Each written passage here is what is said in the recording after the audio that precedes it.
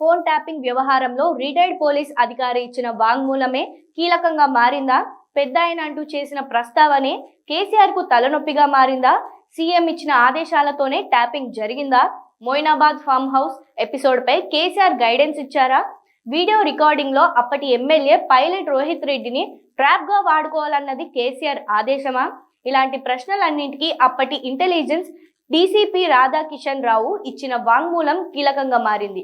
ఈ కారణంగానే Moinabad farm house వ్యవహారాన్ని సిట్ పోలీసులు ప్రస్తావించి బీఆర్ఎస్ ఎమ్మెల్యేలను కొనుగోలు చేయడానికి బీజేపీ ప్రయత్నిస్తుందనే సమాచారం ముందుగానే ఎలా తెలిసింది అంటూ కేసీఆర్ ను ప్రశ్నించారు. ట్యాపింగ్ వ్యవహారంలో సైతం కేసీఆర్ ఆదేశాల మేరకే అంటూ ఆ స్టేట్మెంట్ లో రాధాకిషన్ రావు పేర్కొనడం గమనార్హం.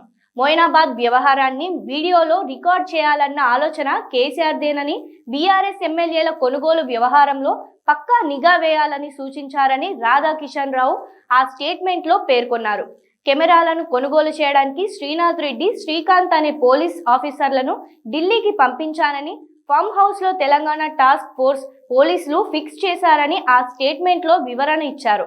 బీజేపీ ప్లాన్ లో ఒక కీలక వ్యక్తి కేరళకు చెందిన వారు కావడంతో ఐపీఎస్ అధికారి రెమా రాజేశ్వరి ఓ ఇన్స్పెక్టర్ చార్టర్డ్ ఫ్లైట్ లో వెళ్లినా పట్టుకోలేకపోయారని, ఆ తర్వాత ఈ వ్యవహారం హైకోర్టుకు చేరడంతో పెద్దాయనకు ఆగ్రహం, అసంతృప్తి కలిగిందన్న అంశాన్ని కూడా రాధాకిషన్ రావు పేర్కొన్నారు. సర్వీసు నుంచి 2020లోనే తాను రిటైర్ అయినా ఆ తర్వాత కేసీఆర్ రీ అపాయింట్మెంట్ చేశారని, అందువల్ల మరింత లోతైన విషయాలు వెల్లడించలేదని పేర్కొన్నారు. ఇవన్నీ కేసీఆర్ ను సిట్ పోలీసులు ప్రశ్నించే సందర్భంగా ప్రస్తావించినట్లు తెలిసింది. బీఆర్ఎస్ పార్టీ పైన, కేసీఆర్ పైన రాజకీయ విమర్శలు చేస్తున్న కాంగ్రెస్ పార్టీకి చెందిన వార్ రూమ్ సైబరాబాద్ లిమిట్స్ లో ఉన్న సమాచారాన్ని ఎస్ఐబి సిబ్బంది ఇచ్చారని రాధాకిషన్ రావు తన స్టేట్మెంట్ లో పేర్కొన్నారు. కాంగ్రెస్ ప్రచారానికి ఆటంకం కలిగించాలన్న ఉద్దేశంతోనే రేడ్ చేసి కంప్యూటర్లు సీజ్ చేశామని, డేటాను తీసుకెళ్లాల్సి వచ్చిందని, ఆ తర్వాత అవి ఏమయ్యాయో, ఆ కేసు ఏమైందో తనకు తెలియదని చెప్పారు.